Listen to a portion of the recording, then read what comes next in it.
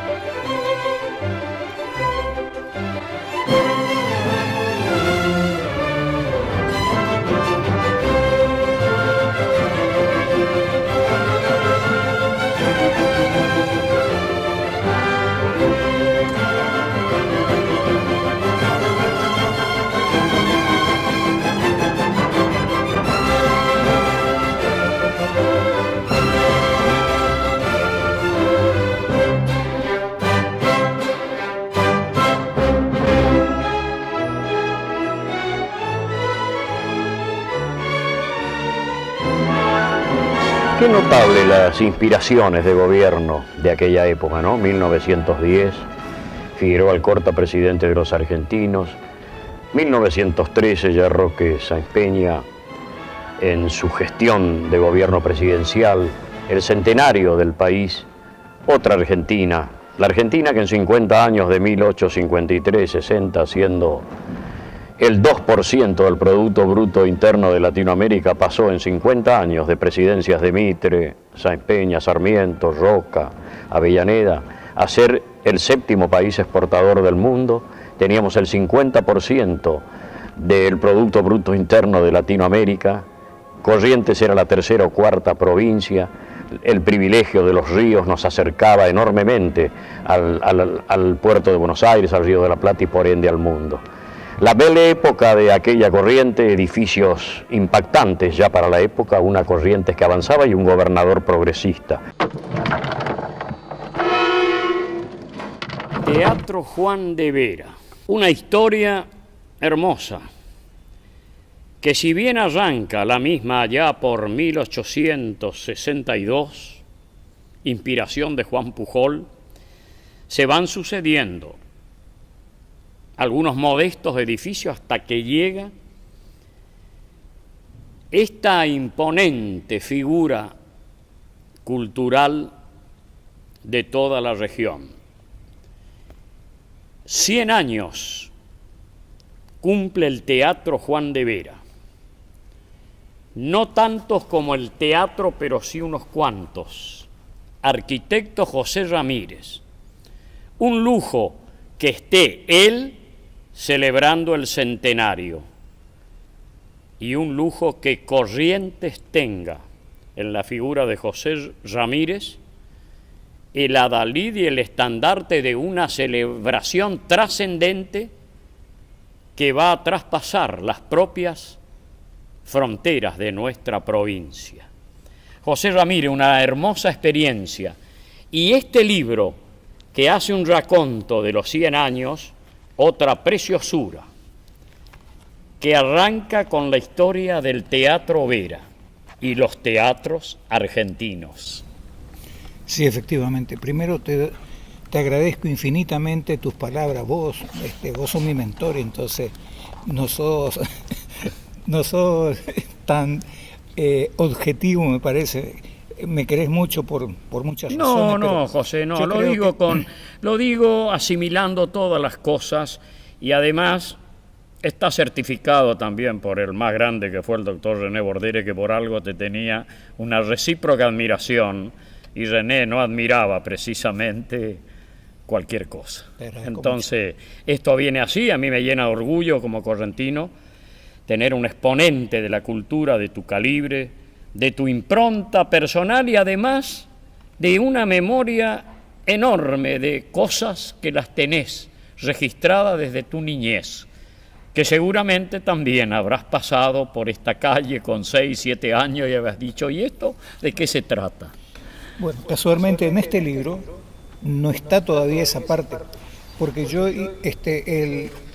era demasiado largo contar todas las experiencias propias, así que las autoridades superiores, digamos desde los 5 años y medio más o menos, cuando veníamos nosotros a ver la zarzuela, porque mi padre era un admirador ferviente de todo lo que era musical, y a mi madre le gustaba más el espectáculo en sí, ¿no? Vos dirás, pero es lo mismo. No es lo mismo, porque a mi padre le gustaba la música y nos inculcó a mi hermana y a mí desde el principio los principios de la música que nosotros llamamos clásica, y a veces les molesta a algunos cuando dicen, pero claro, yo soy de una generación de los años, yo nací en el 1937, así que en el 44 ya tenía 7, 8 años, y era una época en que todas las grandes compañías europeas que, habiendo terminado la guerra, estaba destruida completamente Europa y no era un mercado para que para que se pudieran quedar allá los artistas. Entonces viajaban a América del Sur o a Norteamérica, qué sé yo, y acá llegaban las grandes compañías europeas, tanto españolas como italianas. Entonces, nosotros teníamos 4 sillitas ya reservadas allí por los amigos del Teatro Vera en la parte de cazuela, donde antes había una sala de proyección, y mi padre era amigo de la gente que, ¿cómo se llama?, que asistían como ayudante para enseñar.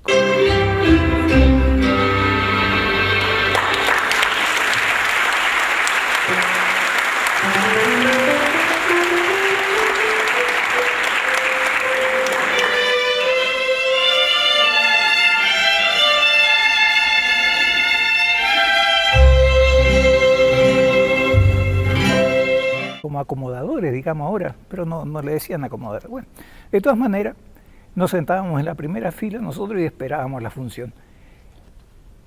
Le vimos a cuánto artista venía a partir. Desde Buenos Aires iban hasta Asunción, recalaban primero en Corrientes, y cuando volvían de Asunción a Buenos Aires, volvían otra vez las compañías a actuar acá. Así es que vimos, creo que todas las zarzuelas que yo además después tengo grabados por cantantes y bailarines actuales, pero para mí es tan natural esas cosas que veo en los videos ahora, que están reproducidos por el Teatro Calderón o el Barcelona, el Liceo de Barcelona, que hasta me parece, claro que la memoria a nosotros nos da otra perspectiva, ¿no? Y hasta me parece que lo que se hacía en el teatro era más ampuloso, era más vistoso, era más lujoso. Pero el lujo que yo estoy hablando no es el lujo de los brillos que ahora la gente se imagina con el carnaval. El vestuario hecho por artistas, las escenografías, los elementos allí que constituían lo que se llamaba la utilería, las apariciones que hacían, porque el teatro estaba preparado en aquella época con una serie de trampas, que con unas tramoyas espectaculares que tenía el teatro, que era obra de los italianos, ¿no? Aparecían y desaparecían como los magos, cuando hacían por juego de espejos. Esto era brillante. Ahora es imposible hacer porque, desgraciadamente, se puso un tapete de madera, cuando vino Plisenskaya en los años 77, Y nosotros queremos recuperar ahora en este centenario todas esas antiguas tramoyas. ¿Y eso qué quiere decir? Se puso un tapete de madera encima que para que bailara Maya Plisenskaya estuvo perfecto y duró muchísimos años porque le pusimos la mejor madera que se pudo conseguir en ese momento. Desgraciadamente en los últimos años el uso sostenido y constante y reiterativo de todas las compañías, a veces de zapateadores, cosas, se fue deteriorando esto. Y ahora hay que cambiar totalmente para la próxima temporada. Pero vamos a tratar de que la gente que hizo el proyecto tenga en cuenta de que tiene que tener todos los recortes que se necesitan para hacer lo mismo que hace en cualquier teatro del mundo. Esas apariciones que son mágicas, porque el teatro contemporáneo, desgraciadamente, quiso simplificar todo. Simplifica con un arte llamado minimalista. Entonces, un telón de fondo y allí a veces cantan la gente vestida como nosotros, parece un ensayo general. No, nosotros hemos visto acá óperas así como Lucia Lammermoor, con todo el equipo pero imponente que trajo en el año 57 una compañía de ópera de bolsillo que se llamaba, no sé quién era él, que traía porque yo no estaba acá en el teatro. Los bailarines del Colón cuando bailaron Val de las Flores, por ejemplo, traían cosas que, por supuesto, que los grandes maestros que tenía el Teatro Colón en aquella época, había quedado restos del ballet ruso que había sido creado por el coronel de Basil en 1944, que venía con la tradición de Balanchine y los grandes maestros, Thompson, qué sé yo, y recalaron en Buenos Aires durante 2 años, quedaron como cuerpo estable del Teatro Colón, una compañía internacional que era un lujo. Entonces toda la gente que preparaban ellos tenían la escuela purísima, que después se fue perdiendo porque, claro, cuando vuelven todos los grandes maestros después de la guerra, quedan muy pocos en Buenos Aires. Y entonces cada uno enseñaba el estilo francés de danza, el otro enseñaba el estilo italiano que era de más fuerza, algunos rusos que venían, pulían las cosas, trataban de unir las cosas. Bueno, cada uno fue creando su escuela, hasta hubo una escuela argentina. Me dijeron en una ocasión los cubanos que tuvieron acá, nosotros aprendimos a manejar a la bailarina porque los bailarines argentinos nos enseñaron cómo hacer para que la bailarina girara más tiempo. Claro, le golpean la cintura y le hacen girar más, pero eso no está bien, eso es una pequeña trampa, ¿no? 1913 y se inaugura esta hermosura.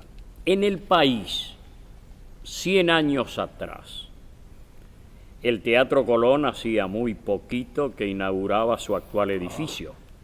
¿Y qué más había en el país? Ya estaban muchos edificios, por ejemplo, el Argentino de La Plata en la ciudad capital, había un teatro de ópera exclusivamente en Buenos Aires, cuyas fotografías se ven acá de una fastuosidad increíble, no sé por qué demolieron en el año 35, creo. El Politeama. Mira, Buenos Aires era la capital mundial de Sudamérica en esa época. Sí. Y no solamente allí, en Rosario, que venían, creo que los barcos de gran calado llegaban hasta el puerto de Rosario. En consecuencia, las compañías italianas que venían con toda la trupe completa recalaban en el teatro que ahora es el Círculo. De ahí cerquita ya estaba a un paso del Rivera Indarte de Córdoba. En fin, mira, era la época en que la Argentina parecía que explotaba como fuegos artificiales, pero no de fuegos fatuos, ¿no?, sino de realizaciones concretas, específicas, categóricas, absolutamente culturales. El mismo Teatro Splendid, Cine después de Buenos Aires, de Dolores, que hay un teatro muy bonito. Hasta en Avellaneda, en la cercanía de Buenos Aires, en el León Buenos Aires. Hablemos un año antes, en Curuzucuatiá. El teatro, sí. Don Antonio Bobbio inaugura el Teatro Colón, que eran con 3 hileras, todo precioso, ¿no? Acá también hay algunas fotos de eso, y también el Teatro Dora de Empedrado, el teatro de Goya. Y el famoso Teatro de Goya, anterior a... Goya, sí, es una maravilla. A mí, hace 2 años más o menos a mí me invitaron a hacer jurado de un concurso de pintura, ¿no? Porque yo también además soy pintor, hice de muchas cosas.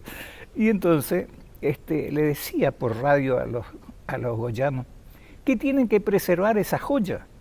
Es un teatro que tiene una acústica increíble. Además, con los esfuerzos, todos son esfuerzos particulares. Yo no entiendo cómo las autoridades no logran hacer un esfuerzo para dedicarle a algo así que les va a quedar, porque al final de cuentas... Sí, pero también es oportuno pasar un aviso más moderno.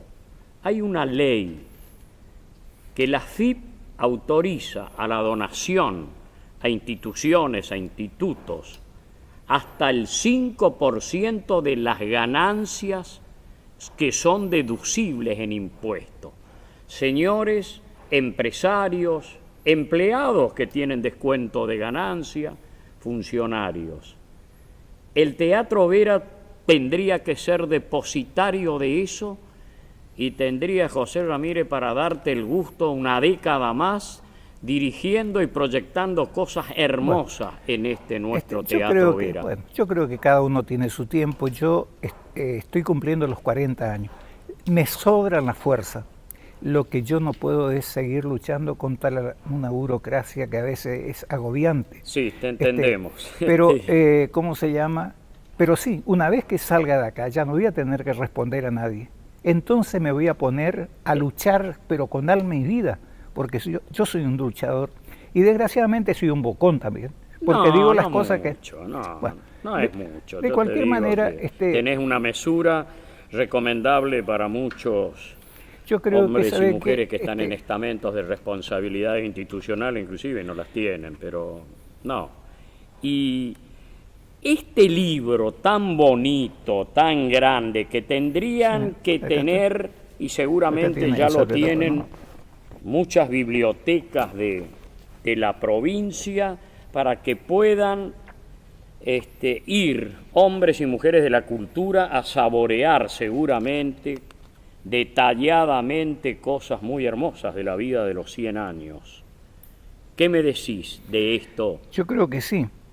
Y me quedó, con todo respeto te pido disculpa, porque me quedó el asunto del 5% que vos decís que... Sí. Es una cosa que ya hace 20 años atrás, cuando recién lo había conocido a Harvey, el doctor Harvey, que fue después subsecretario de Cultura, él nos decía que con el 2%, por ejemplo, de las ganancias, así que fuera secretario de Cultura, se podría hacer maravillas, no solamente en Corrientes, sino en todo el interior. Bueno, así que te imaginas si con el 5%, pero lo que teníamos en aquella época, en los años 85, era una ley que existe todavía, no fue derogada, por las cuales todos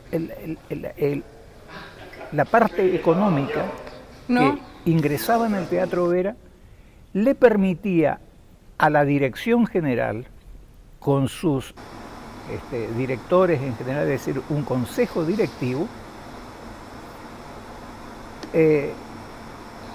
participar de ir arreglando las cosas. Era como un fondo de garantía que nosotros teníamos para hacer pequeños trabajos. Un fondo de crisis le llaman ahora. Claro, sí. ¿Sabe qué? Para conservación. Yo no puedo creer que la gente, los que hacen una casa, no le tenga que advertir al propietario. Mire, yo le hago la casa esta, la casa va a tener 20 años de duración. Después, por asentamiento natural de la tierra, empieza el asentamiento, aparecen pequeñas rajaduras. Al rajarse el peso de todo lo otro, actúan sobre todas las cañerías, sobre la estructura. Es decir, que hay que continuamente estar manteniéndolo.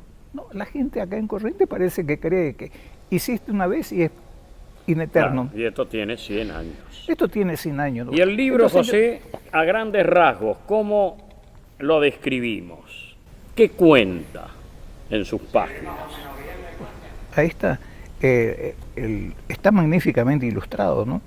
Allí las arquitectas que se han ocupado de esto es de excelencia. Ellas van a estar acá dentro de muy poco tiempo otra vez. Vamos a hablar de la segunda parte del libro. donde yo cuento todas las anécdotas estas que vos me estás diciendo, y acá aparecen una serie de fotografías de las fachadas y de los volúmenes de los grandes teatros de la Argentina, con sus plantas, en general, ¿no? Es un lujo que se podían dar nuestros abuelos en aquellos años. ¿Este cuál es? ¿El Teatro Cervantes? No. Pero a ver. Teatro de la Ópera. El que decía yo, el Teatro de la Ópera. Fíjate claro. La magnificencia que tenía ese teatro. Sí. Y de pronto, adentro es un palacio como Versalles. Claro, convengamos que era 1905, 10, sí. Cuando el país era sexto exportador del mundo, que siempre les recuerdo, y a un grupo de dramaturgos que se le ocurre hacer La Mansión de Invierno. No les gustó después por los mosquitos, extrañaban su novia o su señora y la dejaron ahí, ese es el motivo. Una Argentina que venía creciendo para ser una de las potencias del mundo. Entonces esto no nos debe sorprender. Lo mismo, este Teatro Vera es muy importante decirlo, que no le costó un peso al Estado, porque la inteligencia de un progre de su momento, que era Juan Ramón Vidal, llama a concesión, y un empresario, Carlos Dodero, es el que dice yo construyo y luego recupero. Creo que no recuperó mucho, porque habla la historia de que recuperaba más con los bailes en la terraza que con la propia actividad. Pero este teatro nos queda como un legado. Claro, lo que yo quiero decir también es esto. Yo digo, nosotros podemos gastar miles y miles de pesos en un espectáculo. En la memoria de la gente, ¿cuánto le dura eso? Bailó fulana, cantó mengano. Pero si yo invierto en cosas tangibles como el teatro, en su arquitectura y en toda la infraestructura que tiene que tener, me aseguro para la eternidad, o mientras dure el teatro, que mi nombre va a ser recordado. No va a ser recordado por una cosita, porque continuamente está siempre allí, pasan las generaciones y siguen viendo. En cambio, una función... En estos 100 años del Teatro Vera, que lo vemos tan hermoso, justo es también recordar que Norberto Leschinski tiene mucho que ver en el reciclado y en el reciclar sueños de tantos. El tuyo habrá sido el número 1, es decir, ¿cuándo volveremos a verlo en plenitud? ¿No? O sea que un homenaje singular para este hombre que se nos fue temprano. Se fue temprano. En realidad, el teatro, ya me contaban, mi abuela me contaba eso, que hacia el año 37 ya no tenía ni siquiera las pinturas de la cúpula. Y la señora Josefa de Pujol, de Díaz Ulloque, también me decía que me contaban cómo se hacían las tertulias, cómo alquilaban ellos los palcos, tenían sus mantones que colgaban, qué sé yo, y cada familia tenía más o menos asignada para los grandes espectáculos. Pero ya era más difícil, se fue cambiando el pensamiento de la sociedad. Evidentemente que todo va cambiando y bueno. Pido la palabra. ¡No interrumpa! Porque creo es la oportunidad precisa para decirles a todos, porque lo importante es hacer historia desde una banca. Porque la industria más genuina del suelo argentino, la ganadería, se encuentra en ruinas. Ha tratado el problema de las carnes con sus reconocidos artificios dialécticos, condimentados con deleznables ataques personales, hechos falsos, citas equivocadas, sobre los que ha edificado toda su ruidosa exposición.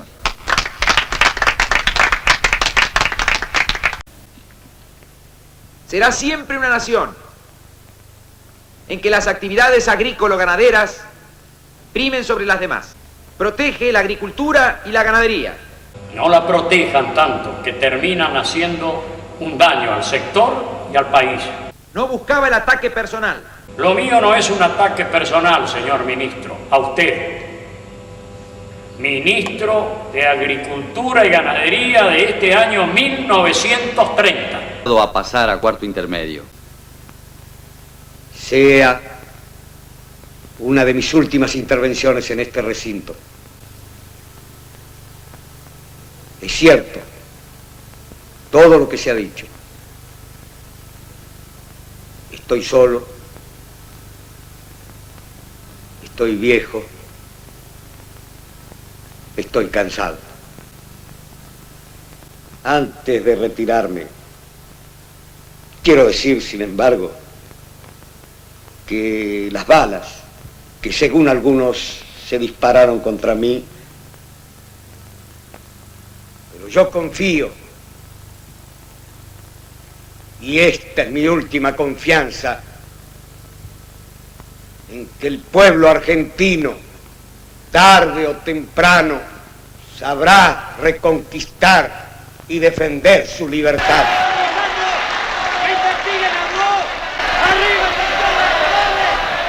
Doctor Lisandro de la Torre, permítame, traspole mi imaginación a este año 1930.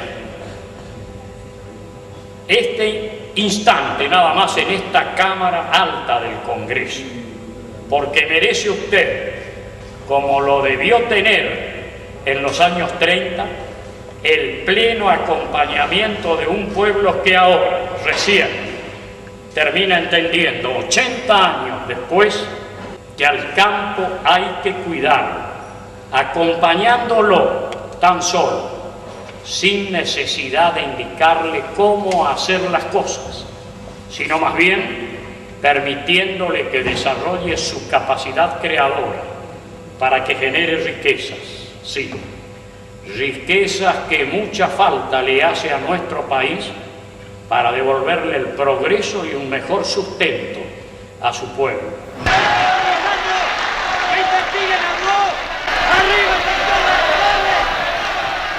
Permítame que lo contradiga, doctor Lisandro de la Torre. Usted ya no está solo, ni viejo ni cansado. Usted goza hoy del reconocimiento de la honestidad de un pueblo que anhela implantar su estirpe de político en el país. Su honestidad, convertida en oro, es lo que reclama la nación. Será el mejor homenaje que le hará el pueblo argentino y será la obra más grande que todos nos debemos imponer, sin distinción de partidos políticos. La de no olvidar sus luchas, don Lisandro, sus ideas y su estatura moral.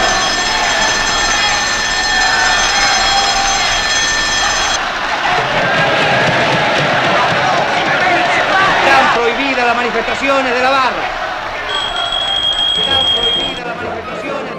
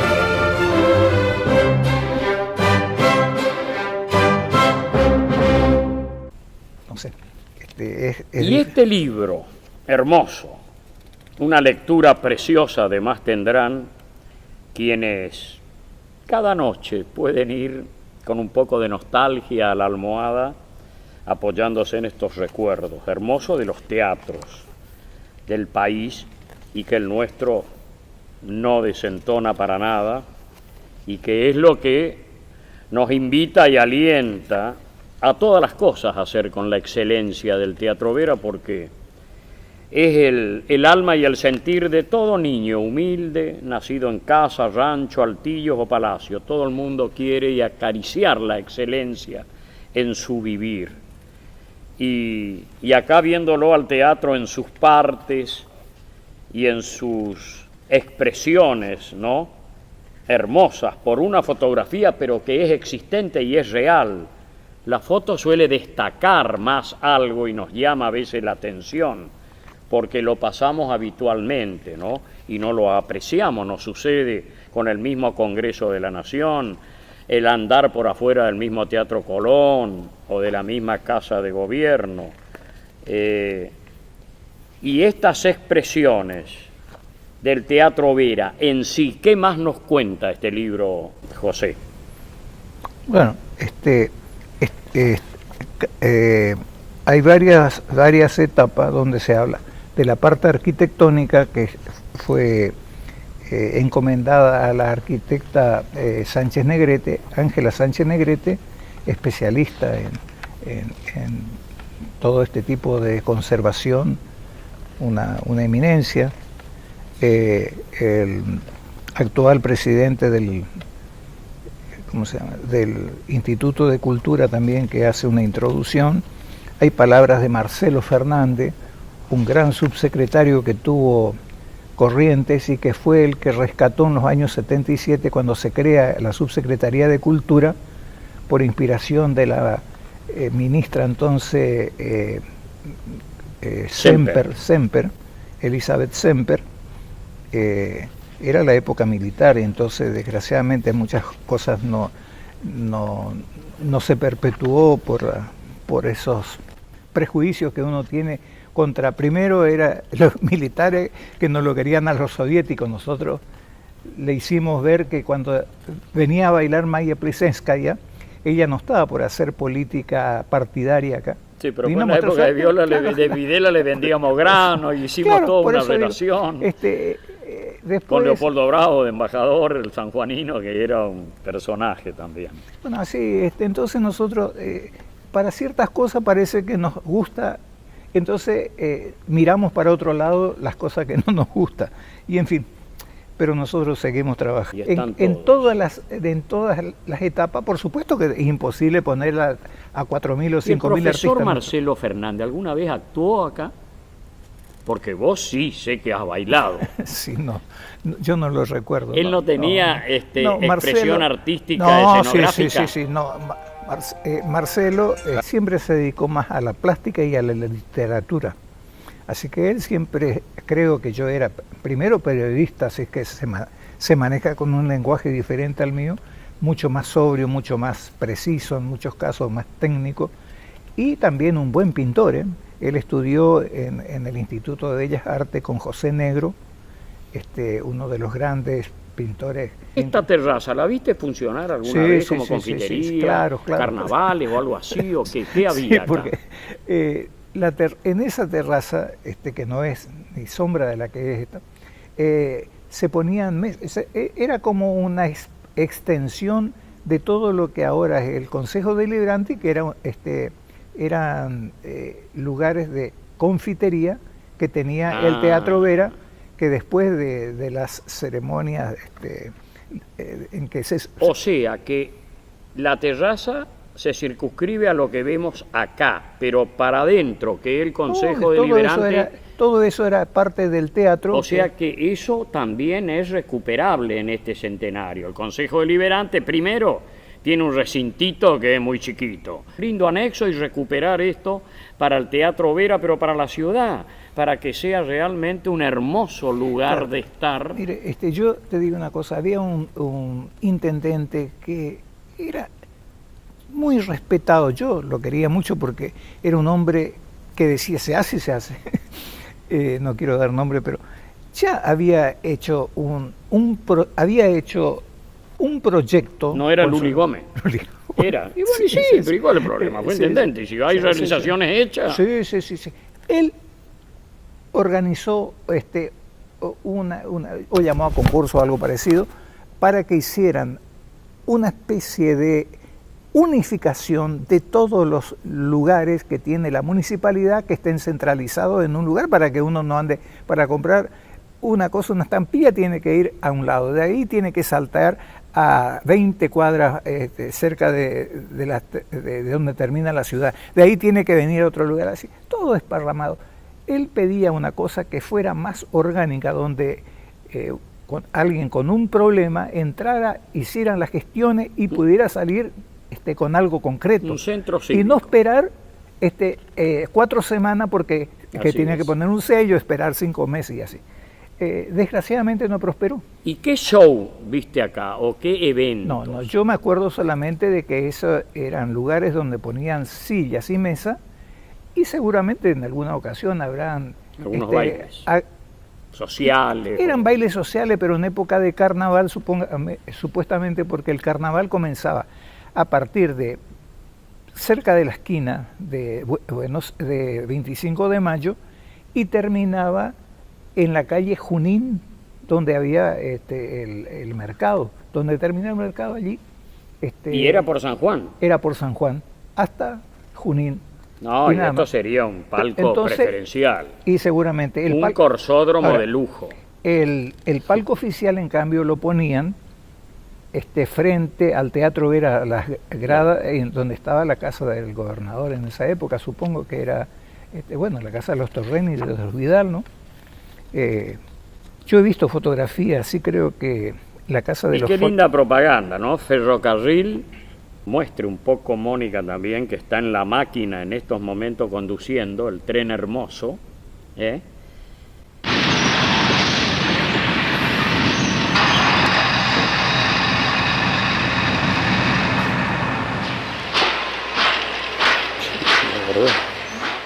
Esto tiene 130 años, del 23, pero es más. ¿Y los carbones estaban ahí?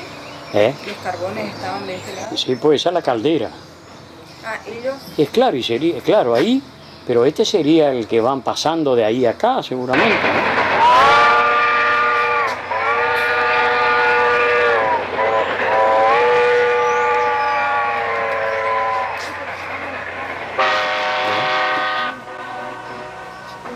Sí.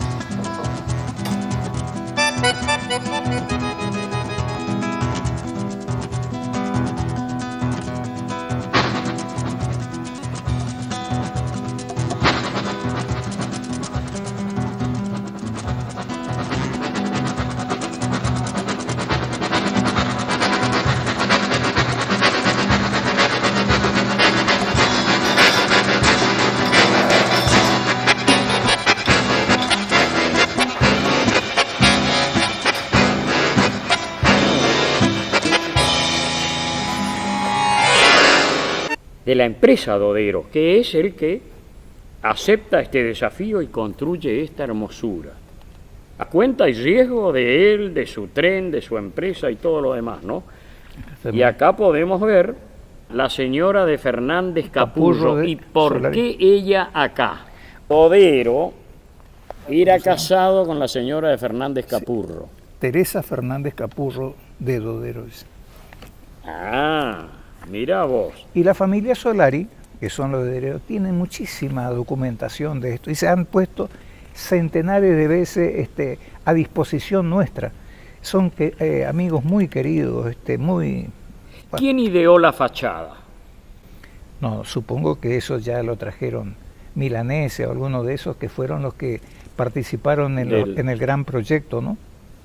Porque había unos proyectos mucho más ambiciosos, que está más en la fotografía, era más barroco, más lleno de cosas, pero al final de cuentas se hizo más no más humilde, sino mucho más sobrio, más ya con el sentido de que parecía, ya se avisoraba, supongo, las crisis europeas de la guerra del 14. Agosto del 81, el Ballet de Kiev, ¿no? La presentación del Ballet de Kiev es la consecuencia de haber contratado, de una serie de acontecimientos. Yo había ganado un concurso ¿cómo se llama? Para ingresar al Teatro Vera como escenógrafo, vestuarista y, regisseur. No existía la palabra regisseur, pero era más o menos el que verificaba las cosas del teatro. En 1972 se llama concurso para la creación de la comedia, también inspiración de la señora de Sempler. Gobierno de don Adolfo Navaja Artaza. Él se nombra allí, por una razón política, no sé qué, me avisan a mí de que yo, a pesar de, tenía que dejar mi puesto porque había una deuda de gratitud con una persona que me reemplaza a mí, ¿no? Algún tiempo después se le ocurrió, yo llevé con escenografías y vestuarios que fueron ponderados en la prensa de Buenos Aires por Potense, que era un hombre que a todo el mundo le cortaba la cabeza, le tenían terror, y a mí me halagó como si fuese el hijo. Claro, a lo mejor habrán dicho correntinito, qué sé yo, no sé qué. Un Dante Panzeri del fútbol. Tremendo era, ¿no? Pero me hizo una crítica tan increíble, de buena, ¿no? Y al final decía, de todas maneras acá en Buenos Aires estamos acostumbrados a estos lujos, pero no es normal que en una provincia, una institución que recién se está formando, como era la comedia correntina, trajera estos lujos. Se trataba de la obra que se llevó a Buenos Aires, El corazón extraviado de Zavalía, el que era esposo de Delia Garcés, una famosa actriz de cine. Amiga de Mirta Legrand, de la época. De la época, sí. Y lo hicimos, yo creo que con dignidad nomás.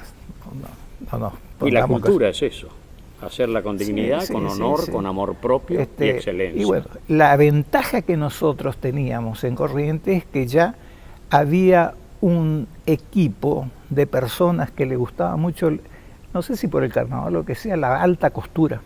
Entonces los vestuarios que se llevó en esa ocasión eran realmente eran de corte, porque sucede todo en la España de la Isabel la Católica. Porque realmente, dando riendas sueltas a tu entusiasmo, con mucho esfuerzo llegamos a hacer de este teatro un teatro de producción, pero enseguida a los políticos se le acaba el entusiasmo, a pesar de que acá se hicieron cosas increíbles con mano de obra correntina, absolutamente.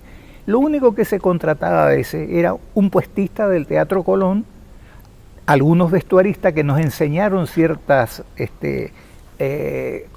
ciertos secretos de cómo se corta una tela, de cómo se hacen los trajes teatrales para que sean cómodos, eso que parecen tan acortonados y todo.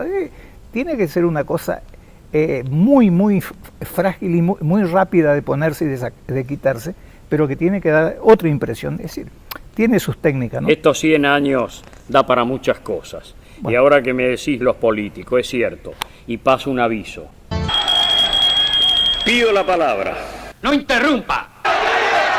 Porque creo es la oportunidad precisa para decirles a todos, si tengo la suerte de estar sentado y el acompañamiento en una banca a partir del año que viene, una de las cosas que voy a legislar es en ciencias políticas que incorporen la materia ballet, canto, armonización, porque es la base del desenvolvimiento en la vida de un hombre común, mucho más el hombre de Estado. Y usted me dirá, y lo ve a fulano bailando en punta de pie, y mirá, si un gobernante se tiene que poner en punta de pie para algo, con un esfuerzo mayor, inclusive que lo sepa hacer, y la armonía es parte de la convivencia social plácida, sin agresiones, y todas esas cosas, aunque parezcan extravagantes, sería muy útil, como digo yo, José, lindo, que un gobernador, un presidente, un ministro le diga a su secretaria, no, el jueves a las 20 para mí es sagrado, tengo ensayo de coro. O otro que le diga, no, voy a Malambo.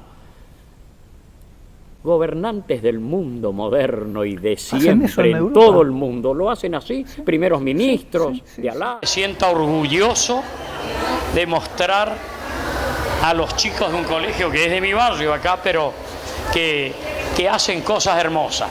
Pido la palabra. No interrumpa.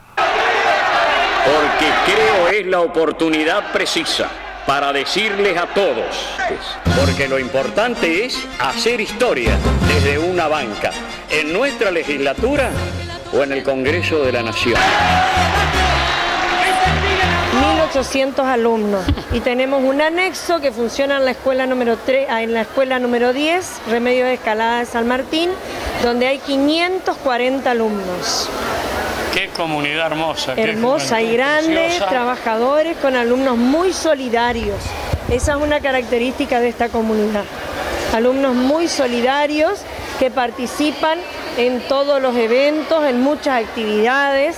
Tenemos un centro de actividades juveniles que funciona los días sábados, con talleres de arte, de expresión corporal, de teatro, de lengua y literatura. Este año hemos participado en la Feria de Ciencia y Tecnología, con el segundo lugar a nivel provincial. Hemos viajado a Tecnópolis, 194 alumnos, siendo acompañados por 19 docentes. Los alumnos del Club de Ciencias del colegio han participado a nivel nacional en Lanús, hace poquito, en la ciudad de Buenos Aires.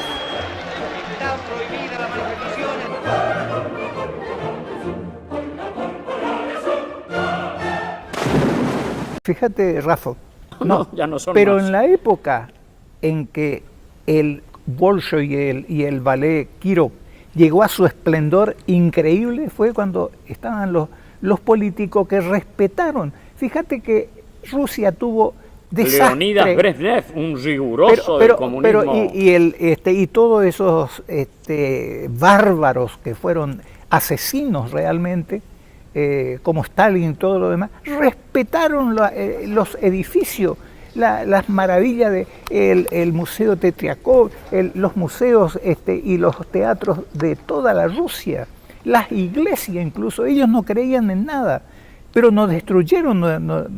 Nosotros los argentinos, una vez que no nos gusta una cosa, fulano hizo tal cosa, como yo soy de otro partido, voy y rompo todo y comienzo de nuevo. Y eso es de torpe, de bruto, porque hasta el delincuente, digo yo, es prolijo en sus movimientos, porque si vamos a mandar a asaltar un banco, yo no voy a llamar a un personaje que no sepa ni dónde está la caja fuerte. En algún momento enceraron en este piso porque iban a contratar bailarines del Colón. Bueno, felizmente casi se rompieron la mitad del equipo. Una se rompió se lastimó la cadera, la rodilla, venía una de las más grandes estrellas de Sudamérica, que era Olga Ferri, a bailar acá. Y bueno, esa noche fue terrible, se caían como mosca allí porque, claro, creyeron que el tapete, eso que veían en el Teatro Colón, que es una tela, era una telita pintada. Y eso era son torpezas. Bueno, entonces, ¿sabe qué me llamaron de inmediatamente? Las torpezas políticas, que el director técnico tenía un sobrino que más o menos, digo, lo vamos a reemplazar acá, este jugador de primera, y sacó un Messi y puso un Rafa. Entonces lo primero que trajimos fue, ya que le teníamos que rendir una especie de desagravio a esta gran artista que era Olga Ferri. Fíjate, viene ella con su equipo y todo ese equipo de gente que murió trágicamente en Buenos Aires. En el Río de la Plata. En el Río de la Plata. Y en la segunda oportunidad, cuando estaba bailando Olga Ferri, llega acá el coreógrafo que la había creado para ella, para Olga Ferri, en el Royal Ballet, la versión que actualmente se sigue bailando en el Teatro Colón de Jack Carter, El Lago de los Cisnes. Acá, yo abro la puerta allí y me pregunta un anciano, ¿no? Le digo, no puede pasar porque ahora están bailando, justamente estaba bailando una parte de La Bella Durmiente. Le digo, en silencio, por favor. No, dice, dígale que yo soy Jack Carter, el amigo de ella, que vengo de Londres. Yo me temblaban las rodillas, sudaba, yo sentía que el sudor se me caía por la espalda, era terrible. Decía, este genio está acá con una humildad increíble. Le vino a ver a su estrella favorita. Esa noche, bueno, cuando se le anunció quién era, y así que fue increíble, ¿no?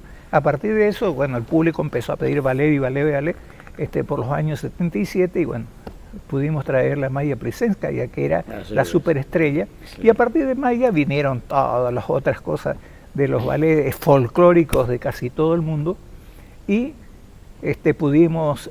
Y bueno, pero es lindo, José, estas exteriorizaciones tuyas, el poder llegar a miles y miles y miles de correntinos que yo sé que sueñan con cosas así lindas. Pero no es solamente, pero yo estoy hablando de ballet porque yo como fui bailarín me acuerdo de eso, pero de óperas también y de todos los artistas argentinos, del folclore, del tango. Acá vemos China Zorrilla. Acá en este teatro, a partir de eso, Marcelo Fernández era de una visión increíble, ¿no? No era un hombre que tenía limitaciones a cada oreja. No era que decía, no voy a hacer esto nomás porque voy a sacar más votos.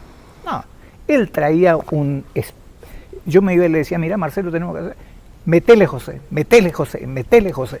Y así que cuando uno tiene apoyo de esa naturaleza, no hay que decir, y yo no sé si le va a gustar a fulano, si al senador Mengano, entonces que no le guste, que no venga, y punto. Acá vinieron grandes magos también, y mentalistas. Sí, y tenía, por eso, porque teníamos todas las tramoyas acá para hacer aparecer y desaparecer. Había un famoso mago que a nosotros nos traía mi papá también a la siesta, porque después, en la época de vacaciones, venía un mago, yo no sé si en 4 o 5 temporadas, cuando yo era chico, que se llamaba Kung Fu Manchu. Claro. Que tenía 20.000 vestuarios, se iba sacando, hacía una prueba, se sacaba ¿cómo se llama? Un traje y así. Era un espectáculo increíble, ¿no? Entonces era uno de los mentalistas también que apareció por Teatro Vera, domingo 13 de marzo de 1927. 3 semanas de amor, mirá vos. 10 años antes que yo naciera. 10 años antes que naciera. Y después un bárbaro, ¿no? Don Amleto, que llega acá en el año 13, se va al Paraguay con una filarmónica que andaba italiana y vuelve y se enamora de su Aida Aniella y se quedó. O del Teatro Vera, que está pintado allí en la cúpula. Recién inaugurado, ¿no? Sí. Don Amleto Viola y es contratado director prácticamente de la primera orquesta estable. Yo no sé si leí bien, no quisiera decir un disparate, pero fíjate cómo se le reconocía al artista. No es como en una época así que, gracias a Dios ahora no es tanto, ¿no? En que al artista decía, y bueno, total, él actúa en el teatro, el boato y todo eso ya que es suficiente. Ellos creen que la gente, el artista nos tiene que comer. A este primer director que tuvo, creo que se le pagaba un equivalente, no sé cuánto, a moneda oro en esa época, porque era 3.000. No sé si eran peso nacional, peso lo que sea. Pero era una fortuna, me dijo la hija, lo que ganaba el padre. Y la rúbrica de este libro, que sería lindo que lo adquieran muchos, muchos y muchos.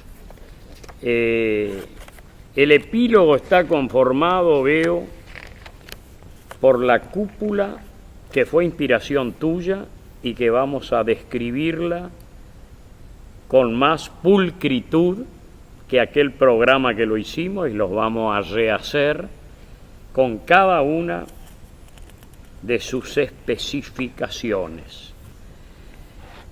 En estos 100 años, con José Ramírez, que lo festeja como si fueran propios, orgulloso, resaltando la magnitud de lo que encierra la historia del Teatro Vera, de lo que él ha contribuido con la humildad que lo caracteriza, como Marcelo Fernández y otras tantas personas, ¿no? Es como que vibrar acá Maquelita Rivero en la punta de pie, Sillerza, mi maestra. la Sillerza, tantas expresiones. Y los chicos hoy de Biasi, como de alguna escuela del informático que se suben, y para ellos son emociones muy grandes. Por lo general los que se tienen que dar cuenta a veces no se dan, pero ya les va a ir calando adentro de su conformación, porque si no, en el futuro no los va a votar nadie, José. ¿Por qué? Porque se están dando cuenta que los grandes gobernantes de nuestra historia han sido prácticamente dramaturgos. Yo digo, si yo fuera político, que no voy a ser nunca, porque Y yo no podés tengo ser, todavía habilidad, tenés no tiempo, tengo porque hay habilidad, mucho para porque dar yo soy todavía. un bocón, ya te dije No, hoy. no importa. Entonces no me va a votar nadie, porque a la gente le gusta, a mucha gente correntina le gusta que le señale solamente las cosas lindas y que le halaguen. Y yo soy un hombre que para halagar tiene que tener méritos que yo elaboré mucho antes de decirle, mirá, esto es así, esto es así, y le gusta o no le gusta, y le digo. A veces con gran admiración. Y no me importa decirle a una persona, sos hermosa, sos bellísima, y tenés esto. Y también cuando tengo que decir, mirá, no me dejate de... Sí. O haces un silencio y o me no. callo. Bueno, el silencio retumba más a veces entonces, que un aplauso. Acá hay muchísimos artistas del folclore correntino. Acá están algunos inmortalizados. Amigos de mi casa, como vivían, eran muy amigos de mi padre primero. Osvaldo Sosa Cordero, Sí. Edgar Romero Maciel, que mucho tiempo pasaba con nosotros en nuestra casa. Qué sé yo, son, por decirte algunos de esas grandes, de las grandes figuras que actuaron como directores o directivos del Teatro Vera también. Así que nuestra casa fue muy... Bueno, nosotros vivimos eso, lo mamamos, entonces parece natural. Yo digo, si los gobiernos se dieran cuenta de lo que hizo la Unión Soviética y toda Europa del Este, cómo manejó el arte y cómo se aprovechó mostrando el arte y haciéndolo popular, no populachero. Así es. Lo más grande del folclore, nosotros también tenemos folclore, que gracias a Dios ahora por ahora está basado en el chamamé, pero no sé. Y este es el final de un capítulo hermoso. Por acá pasaron las figuras máximas del mundo y nos relató José Ramírez. Pero ¿con qué vamos a terminar? Con lo más grande del universo. ¿Por qué? Porque los voy a sorprender. Porque yo actué también acá en enero del año 67 con Ramonita Galarza, antes de irnos a Cosquín, con 4 chicos muy lindos ellos, excepto, no que yo era tan bonito como Edgardo Acebe, Cuturregúnaga y Pirincho Castro, los coros Chiré, y les voy a mostrar una versión original, no en video, pero sí en audio, para cerrar como merece este Teatro Vera y con el respeto que le pido a todos. Hablaba guaraní para decir amor, decía por haiku, para decir te quiero, decía el haiku. Hoy solo queda en el recuerdo latente de aquel romance en ardiente cruz. Felices días que pasé allá en Corrientes, bajo el hechizo de los ojos Coimbillú. Linda guainita